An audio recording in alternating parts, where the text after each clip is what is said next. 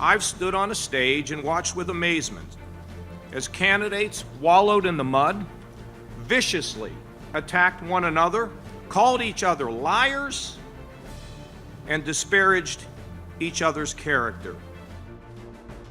Welcome back. That was former Ohio Republican Governor John Kasich almost 9 years ago to the day in the final weeks of his presidential campaign. Unlike a majority of the Republicans who ran in 2016 and Republicans writ large since then, who have embraced President Trump, Kasich has remained a pretty steadfast critic, and he joins me now. I also want to show you some pictures from the early 1990s of John Kasich on Capitol Hill. The only reason I want to show you those pictures is because that's when John Kasich and I first met. That's how long we've known each other. That's John Kasich, Newt Gingrich, Bob Dole. There he is in the House Press Gallery, talking no doubt about the budget and other matters, and that's with Pete Domenici, the late chairman of the Senate Budget Committee from New Mexico. John, it's great to see you. Thanks for joining us. Thank you, Major. We have lots to talk about, but I want to talk about the book that you're thank you. here to talk about. Heaven Help Us, How Faith Communities Inspire Hope, Strengthen Neighborhoods, and Build the Future. You've written into this space a lot. This is like your third book in this idea of individual Americans harnessing their own courage, taking risks to help those in their communities. But this one says they can't operate by themselves. They need a broader faith community. Why have you made that leap? Well, it's because if you're a politician and you want to run for office, you need a clubhouse because you got to have people gathered somewhere. And I felt, Major, that if people can be connected to their church, their synagogue, or their mosque, and they have an idea, whatever it is, whether it's about human trafficking, whether it's about poverty, whether it's about hunger, whether it's about autism, drug addiction, homelessness, anything. That if you go into your institution and you make a presentation, that you are likely to get support from that institution, the church, the synagogue, or mosque, and then you will have people that will help you. So it's a lot easier to accomplish big things, or very impactful things, I should say, by being in a group rather than by yourself. And a theme in the book is that you fear that there is a pulling away from religious institutions and religious groups. Too much judgment. People feel like religion's just old-fashioned. And, you know, for me, it's real simple. It's love God and love your neighbor. And with that, you build faith, and with faith comes this ability to take an idea in your head and actually do something to improve our society, our neighborhoods. Because, as we know, everything that changes comes from the bottom up. And this has the ability to change things from the bottom up. And we think about Martin Luther King, civil rights, bottom up. I mean, women's rights, bottom up. And that's what I'm trying to do here. And I actually wrote the book because pastors were being pressured into adopting politics, in the pulpit. And I didn't like that idea, and I gathered some theologians, world-class theologians, to try to talk about what it means to be a person of faith. And it was easier to get the votes for the budget in Washington than it was to get the theologians to agree on anything. So somebody said, why don't you write your own book? And I guess purpose of it is, when people are frustrated today, this is something they can do. Even if they're out protesting, this is something they can do virtually every day. Secondly, it can help rebuild faith in these institutions.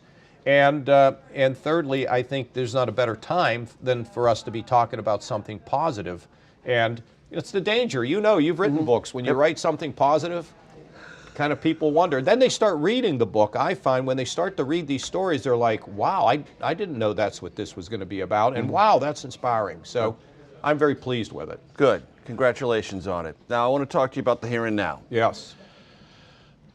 When I covered you in the 90s, most Republicans were for free trade. You voted for NAFTA. They were open-minded about the idea that a global economy that's interconnected over time creates prosperity there and here. President Trump has a fundamentally different attitude, though as we're talking, just moments ago, he's created a 90-day pause on the tariffs he set in motion.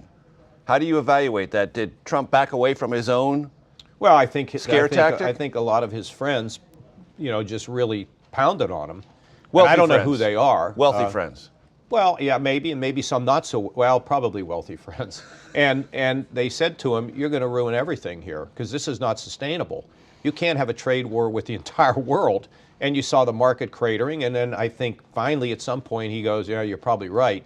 So he's keeping the pressure on China because, nobody in America likes China, right? So that's easy. And he gives a 90-day pause. To everybody else. Yeah, but here's the problem. Major, the problem with this is And it includes even a foreign policy when we talk about places like Ukraine. Can countries count on America? And I think there's going to be real doubt in their mind. And I don't know how you ever get trust back, fully trust back. Does that mean we're a victim of whatever the presidential election is? Because there doesn't seem to be consistency in terms of who America is. And so this is a very dangerous thing. We're disrupting the global order that has made people richer and safer in this world by trying something that is sort of based on we've been a victim. And in America, we're a victim? Really? Yeah, I mean, have some countries, gotten a free ride from us? Sure. Should we have dealt with that individually? Absolutely. But the idea that we're a victim, we live longer, we're healthier, we have more stuff, as Americans, we got more things, and I just reject the idea of victimization.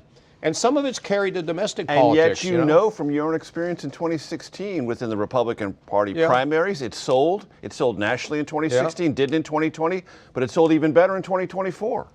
Well, I think, first of all, what does that tell you? Well, I think in 2024 they had a very flawed candidate. I mean, I think I'm not trying to really attack Harris on this, but when somebody asked a question to her, do you think the boys should be playing in the same league as girls in basketball? And it took her half an hour to figure out how to answer that. They drifted too far away, too politically correct, too, I guess they call it woke, whatever.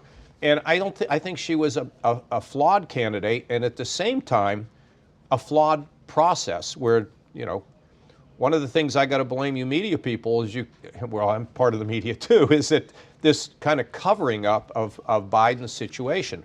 So it was just really bungled. And that doesn't mean that if all things had been right, everything would have worked out, because I personally think the Democrats have drifted too far to the left. And so there's a pendulum that went way up here, and now the Republicans are bringing it back. And my fear is it's going to go way out here.